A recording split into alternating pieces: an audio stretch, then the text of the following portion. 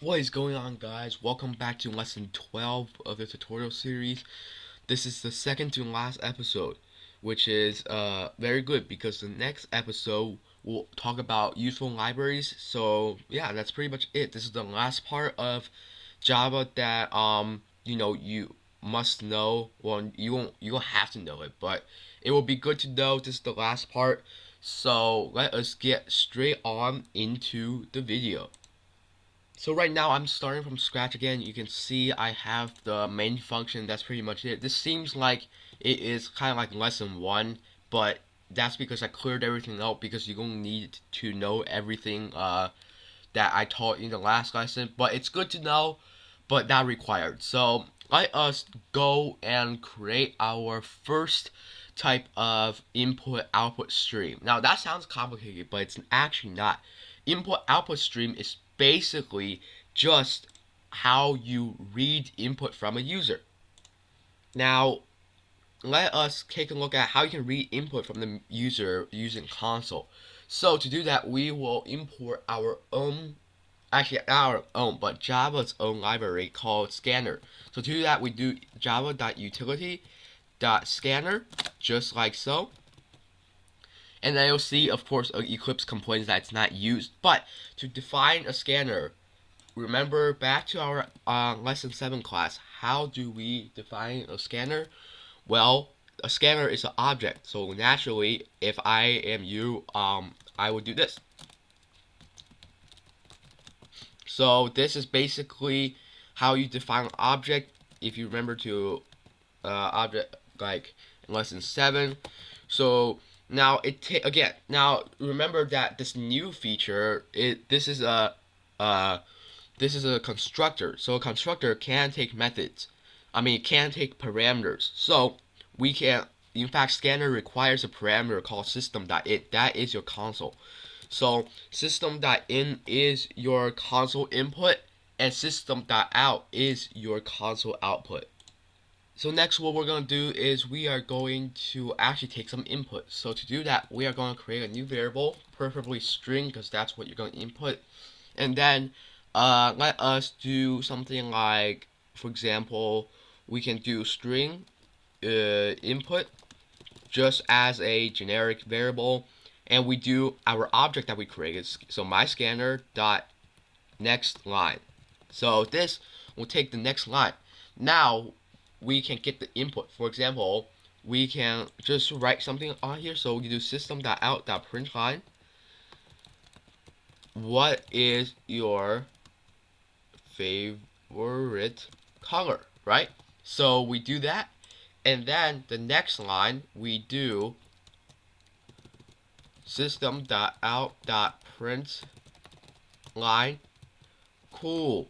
My favorite color is also, and then we concatenate that with the input. So just like that, that is how you define an input for scanner. So let's run this and let's see if it works. So you can see what is my favorite color. Let's just say green. Cool, my favorite color is also green. This can work for anything you type. Just make sure I'm not doing anything behind the scenes. So what is favorite color? I can just spam random numbers and it also outputs random letters. So that is basically it for input. You just save it to a string and then you can do whatever you want with that string. So now we're going to talk about how we can you see I know you saw in the corner of your eye this example text document. Now of course it has nothing in it, but that's for a reason. Because next we're going to talk about how you can modify files. Yes, it can also work for files, not just console input and output. I'm going to show you how we can write our favorite color to the file. So, but first you can see that it's throwing an error because we never closed the scanner. So to do that, we just do my scanner dot close, and then everything will work. So that is how you do that. So next we are going to talk about file IO. So now let's try to modify this file. So to do that, let us do this.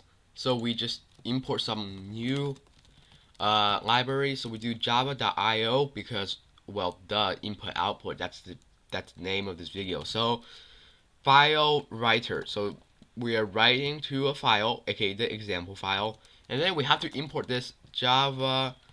I believe it is IO inside IO, but it is java.io.io exception. So we have to import. Remember from last class, we imported the exception to handle errors because we don't want errors existing in our code. So to write to a file, it's basically the same thing. But since you saw that IO exception that I imported, you already know what's coming. And so we have to do this try and catch statement just to make sure that it works. So we do try, and then we define a new object. So file writer, write equals new file writer, and then it takes the input of the text file. So, or any file to say. So our text file is called example.txt. So we just do example.txt, just the name of it, and make sure it is in your directory, just like so. You can see everything works pretty good.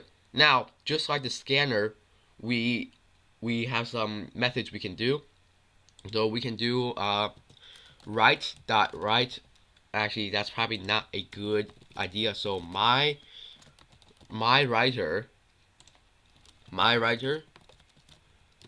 dot write, and then we can write, for example, input, because that's our string, and there we go, just like that. Make sure I don't think anything's wrong. Eclipse is probably, oh right, and then we have to catch the exception.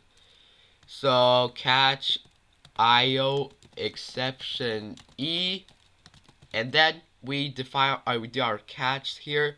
So we can do, like, we can just copy and paste this. We can say cannot write to file. So that's pretty much what we handle, how we handle exceptions. Cannot write to file. So just like that, that is how you do a file stream. So now if we run this, do you think it will work? Well, I'm glad you said no, because we forgot to close the stream. So to do that, we again follow through my writer, not close. That way the file will be closed, it will be sealed just like a package, it will be sealed, and then it will be shipped off. So that is how we do it. Let us run this program. So it will ask us, remember, we have this up here, what is your favorite color? Let's say blue. Cool, my favorite color is also blue, and we check to the example, you can see that something is not correct because we have forgotten something very, very important. So you might ask, what is that important, thing that we forgot? Well, the thing is, we have to change this directory to point to the file name. So you might ask, how will we do that? Well, let us see. So we can see that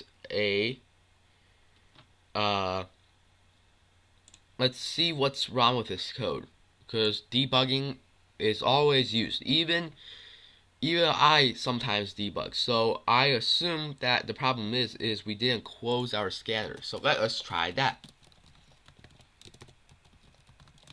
So let's close it, and let us see if it works now, because if it doesn't, we can try something else. So let's type blue, and let's see, maybe it's not example.txt. Let's rename this to example.txt. Maybe that's why. Yeah, now it's example.txt. Maybe that's why. So I thought Eclipse automatically did the texting, but let us find out. Blue. And alright, so that has nothing to do with the name. But then again, we do not have cannot write to file either. So that means the exception's also not hit. So what do we do now? Well, I'm glad you asked, because I was thinking of not, okay, so we add some breakpoints and see if it works. So breakpoints are good for debugging.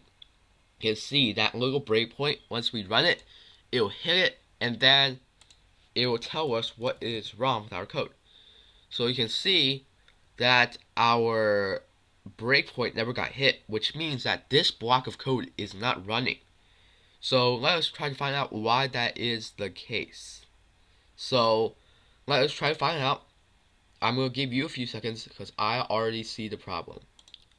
So it turns out that I forgot to put this flush, because the flush is very useful for flushing the stream, which means clearing out all the garbage before, so that the new text can go into the actual file. So now you can see my favorite color, cool, my favorite color is also blue, and cool, my favorite color is also blue. So that is how you write to a file.